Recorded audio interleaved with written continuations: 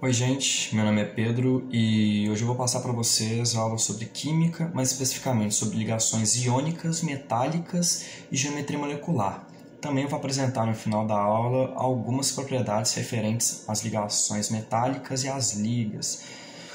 Para começar, a gente pode falar sobre a ligação iônica e falar um pouco da natureza da ligação iônica. Do que se trata? São dois átomos que vão ter uma diferença grande de eletronegatividade. Um vai ter muita tendência a doar elétrons e o outro vai ter muita tendência de receber elétrons, como no caso do sódio e do cloro na imagem do slide. E que a gente pode notar com isso que sempre vai ter o aparecimento de um ânion e um cátion, que é uma carga negativa e outra positiva. E onde a gente encontra íons? Os íons são encontrados na natureza em sais, que são sólidos iônicos, né? Que ali já existe o íon, né? Dentro da estrutura cristalina do sal existe íons. E eu coloquei nessa imagem para poder esboçar. Quando a gente coloca um sal numa água, muitas vezes ele pode se dissociar, né? Depende da estrutura cristalográfica do sal. Nesse caso, ele se dissociou e liberou os íons. Os íons que existiam antes agora estão livres na água. E para apresentar alguns exemplos da estrutura de sólidos iônicos, para falar até abarcar um pouco sobre o que é a geometria, eu trouxe 3 exemplos, que é o césio, o zinco e o cálcio. Eles têm uma particularidade. Esses sólidos iônicos, em sua maior parte, estão nas famílias 1A e 2A, ou seja, aquelas duas primeiras colunas da tabela periódica. Geralmente, quando ligações envolvem os átomos dessas duas primeiras colunas, são ligações iônicas e representam geometricamente a estrutura, né, que eles vão formar sólidos iônicos, como é que a gente pode ver aqui. Cada um deles vão ter uma geometria específica que vai ser formada de acordo com a estrutura da matéria e da natureza do átomo, né? Vai ter toda uma questão sobre a maneira com que os elétrons do átomo estão dispostos, qual que é a camada de valência, quais que são as subcamadas e os subníveis de energia. Agora, falando sobre a ligação metálica, nós podemos definir a ligação metálica como sendo, em todas as palavras, ligações que acontecem entre metais. E o que diferencia a ligação metálica dos outros tipos de ligação? Se trata da natureza dos metais. Os metais, principalmente, né, os metais de transição interna e externa, têm propriedades de serem sólidos maleáveis, termocondutores, brilhantes e eletrocondutores, né? E por que isso acontece?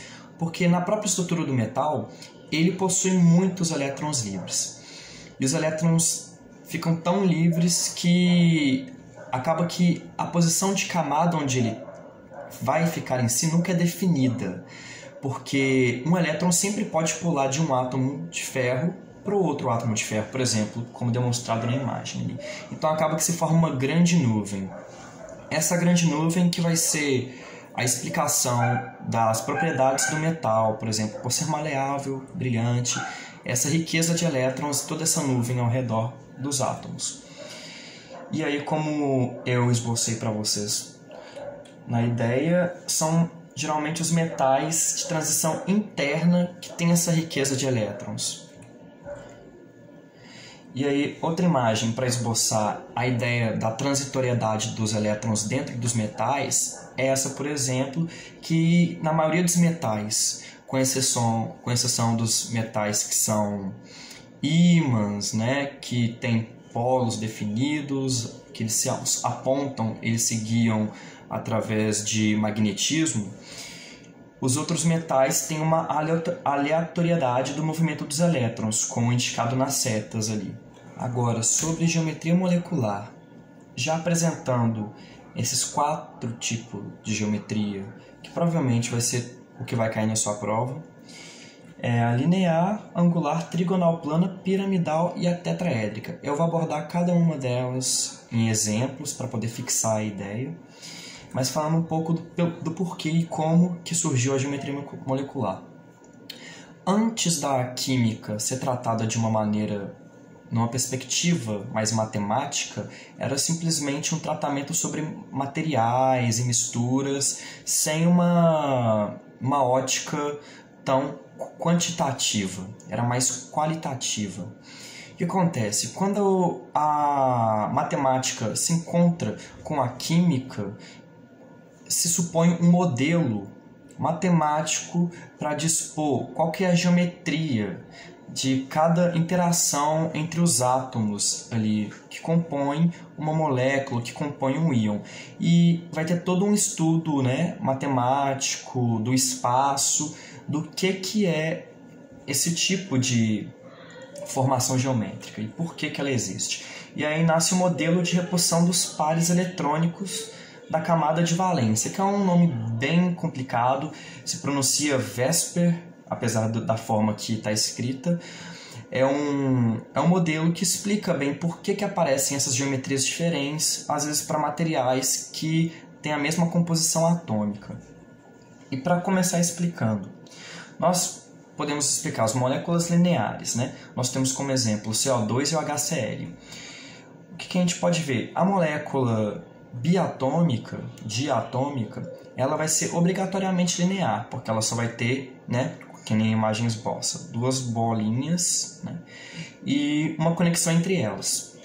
Agora, especificamente, moléculas que são triatômicas, elas não necessariamente são lineares, mas no caso do CO2, nós temos um equilíbrio entre os elétrons do oxigênio e do carbono que faz com que seja linear. Nesse caso, a explicação, né, para moléculas com 3 átomos, a geometria será linear se o átomo central não apresentar elétrons livres. Como vocês viram na imagem, o carbono não tinha nenhum elétron livre, isso estava com os oxigênios. Agora só um outro exemplo, o H2 e o HCl, outros exemplos de moléculas lineares. Agora as moléculas angulares. Vai ser o caso onde o átomo central vai ter elétron livre, vai ser uma ligação triatômica, vai ter 3 átomos, e o átomo central vai ter um elétron livre. No caso, usamos aí o H2O, porque o oxigênio ele tem 2 pares de elétrons livres. E o que a gente pode imaginar nessa figura do tetraedro? Que nós temos a estrutura ali, o H está para baixo, outro H está, vamos supor, para o plano da esquerda, o elétron livre está para cima e o outro está para o plano da direita. Os elétrons do oxigênio vão fazer com que as ligações, né, os elétrons do hidrogênio e do oxigênio que estão sendo compartilhados ali, deem uma torcida para baixo e criem esse ângulo. Nós temos aqui outros exemplos, o SO2, que por exemplo o S, que é o enxofre, ele tem um elétron livre na camada de valência e por isso a estrutura fica curvada do jeito que é apresentada. E o íon nitrito, que também apresenta o átomo central, um par de elétron livre, que é o nitrogênio ali, como pode ser visto na imagem, na estrutura de Lewis. Esse par de elétrons vai fazer com que crie um ângulo entre as ligações com oxigênio. Agora, para apresentar as moléculas trigonais planas, nós temos o famoso formaldeído, né? Também conhecido como metanal, ele é um aldeído, e como vocês podem ver, a explicação da geometria trigonal plana pode ser explicada de maneira simples, imaginando que as ligações vão ser feitas em cima de um plano, ou seja, se imagine colocando as moléculas em cima de uma folha de papel, e as ligações só vão poder acontecer na extensão da folha de papel. Não pode ter molécula indo para trás da folha ou para frente da folha. O que acontece? Por ser trigonal, vai envolver 3 átomos. Então vão ser 3 átomos. Então se formam ligações que vão ter exatamente, né, 120 graus de distância entre si. Vai depender muito das relações eletrostáticas, porém isso não é uma regra geral, mas ela é muito aplicável. Agora, apresentando outro exemplo de uma molécula trigonal plana, é o SO3, o trióxido de enxofre. E aí, como apresentado na imagem, pelo fato, né, de um dos oxigênios ter um par de elétron a mais, acaba que a conformação, né, como eu disse, os ângulos não vão ser exatamente 120 graus. Essa é, por exemplo, uma exceção. Porém, a própria conformação continua sendo plana, né? Como o átomo central em enxofre não tem elétrons livres, a estrutura vai ficar plana. Entende? Agora, no caso das moléculas piramidais, nós temos a formação de um tetraedro imaginário. Porém, o átomo que formaria o topo do tetraedro não existe. O que existe ali é o par livre de elétrons do nitrogênio, no caso, né? Mas nesse caso geral, são três átomos ligados no átomo central. E o átomo central possui o elétron livre. O elétron livre desse átomo central vai repelir os outros átomos que, vamos supor, né? Se não tivesse esse par de elétrons livre do nitrogênio, seria uma ligação trigonal plana, né? Porque os átomos eles estariam, digamos, no mesmo plano. Como se colocou aqui em cima um par de elétrons livres, a ligação, os elétrons das outras ligações foram repelidos e fez uma conformação piramidal. Agora, para esboçar aqui, a gente tem uma molécula de H3O+, mais conhecido como hidrônio, que é a forma da água com um H+ a mais, né? Que é assim, a água possui oxigênios com pares de elétrons livres, então tem situações, né? Situações através de cálculos, situações caóticas, onde que o H2O nem sempre vai ser H2O, ele pode ser H3O+, H4O2, enfim. Então, nesse caso, o H3O+, vai ter um elétron ali sendo capturado por um hidrogênio H+, que vai estar no meio da água, vamos supor, e vai formar esse H3O+, que, pelo fato do oxigênio, o átomo central, ainda ter um par de elétrons livre, vai conseguir fazer esse esquema piramidal. Agora, só mais um exemplo aqui, para indicar mais como que funciona, né, essa ideia da formação. E aqui a molécula tetraédrica. A ideia do tetraedro é a ideia das ligações piramidais, porém, ao invés de ser o par de elétron livre que vai estar ali no átomo central, vai ser outro átomo. Então, vai formar o tetraedro perfeitamente, como o CH4, o metano, né? O metano é um exemplo clássico da imagem do tetraedro. Agora, outro exemplo aqui, que CHCl3. E explicando um pouco aqui sobre a polaridade, né, as propriedades de polaridade e a geometria das moléculas. A gente tem que a polaridade dos átomos, que são lineares, vai depender da diferença de eletronegatividade entre os átomos que compõem a ligação linear, né? No caso, hidrogênio com hidrogênio vai ser sempre apolar, HF, como o flúor tem uma eletronegatividade. Agora, no caso das moléculas angulares, nós vamos ter sempre ali uma formação de um vetor que vai fazer com que a molécula seja polar, né? Pelo fato dela ter um ângulo e ela não necessariamente, né, ter vetores que se anulam, ela vai ter sempre um vetor assim, um aqui, então acaba que a resultante sempre vai ser para fora, né, tipo, para dentro da imagem, para cima, então sempre vai ter uma formação de um vetor de eletronegatividade, então ela sempre vai ser polar. Agora, como eu tinha explicado antes, que esse modelo da geometria molecular vem de previsões de cálculos matemáticos sobre a estrutura da matéria, aqui nessa imagem a gente pode explicar um pouco do que se trata isso, né? As geometrias moleculares que estão apresentadas aqui, todas são referentes a algum estado de energia e hibridização que a molécula toda junta possui. Por exemplo, a hibridização mais comum nas moléculas orgânicas, né? Por exemplo, no tetraédrico, é o sp3, porque são um átomo, né? Que tem um orbital s e 3 orbitais p, fazendo as 4 ligações juntas. Agora, nos outros exemplos, vamos supor o sp2,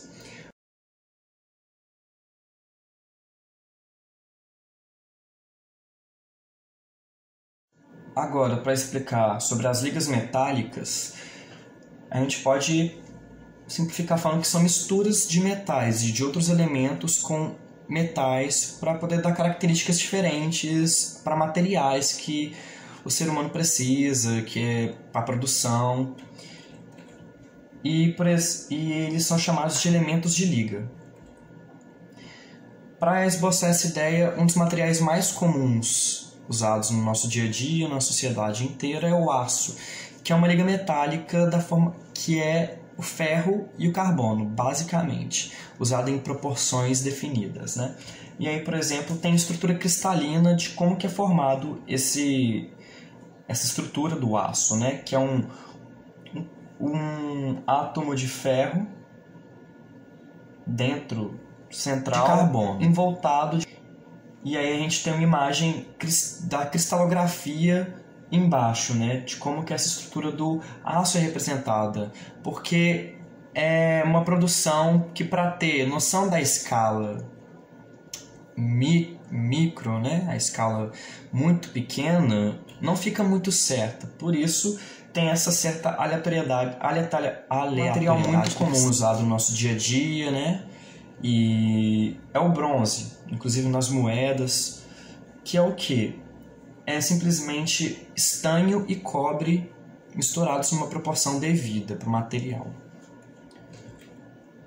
A gente tem o uso de materiais que são semicondutores, que é o uso do silício com alguns outros materiais, né, que conseguem fazer essa condução, né? Porque nós temos que pensar que metais são materiais que conduzem eletricidade. Que a gente queira produzir talvez não seja um material que transmita eletricidade, mas um material resistente, ou então um material que seja pouco resistente, pouco maleável, mas que transmita muita eletricidade.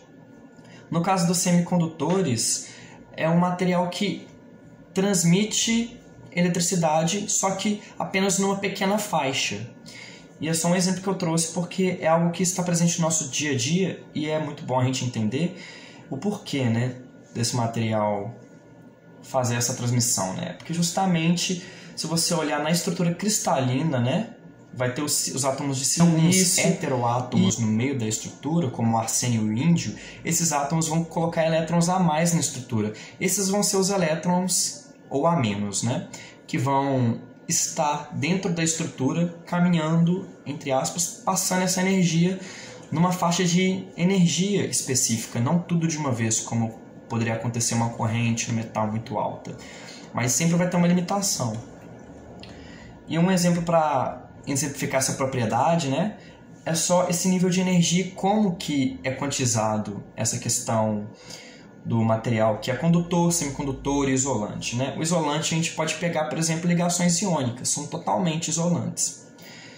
E agora, observando o gráfico aqui e a imagem acima, imagina uma coisa tão isolante quanto o ar. O ar é muito isolante, ele não passa elétron no ar, não passa corrente elétrica. E assim, elétrons passam, mas não guiados por uma corrente. Então, o que seria para exemplificar, por exemplo, né? Nós temos materiais que conduzem eletricidade bem, conduzem eletricidade muito mal e conduzem eletricidade em certo nível. E o que acontece? Um material isolante, como sais da ligação iônica, como materiais que são isolantes, como borrachas ou o próprio ar, são materiais isolantes porque tem essa faixa de energia aqui que não tem elétron livre, que não tem essa faixa chamada proibido, que não tem maneira de nenhum elétron, nenhuma corrente passar por ali. Agora, um condutor é aquele material que tem uma nuvem de elétrons, vamos supor um metal, que tem muito elétron livre ou espaço para o elétron passar, então a corrente elétrica passa.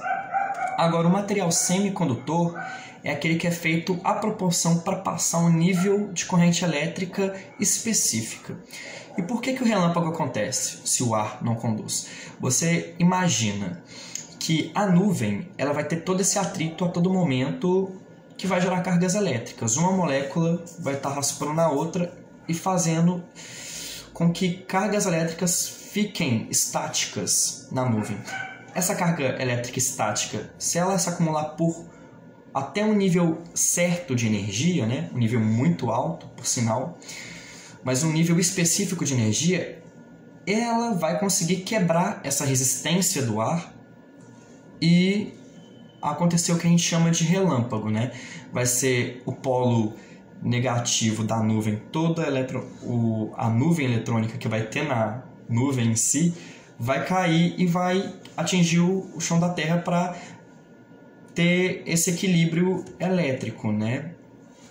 E acontece, é uma proporção de energia muito grande, mas ela é bem específica para quebrar essa resistência do isolante. Então, ou seja, nenhum material é 100% isolante, nenhum material é 100% condutor.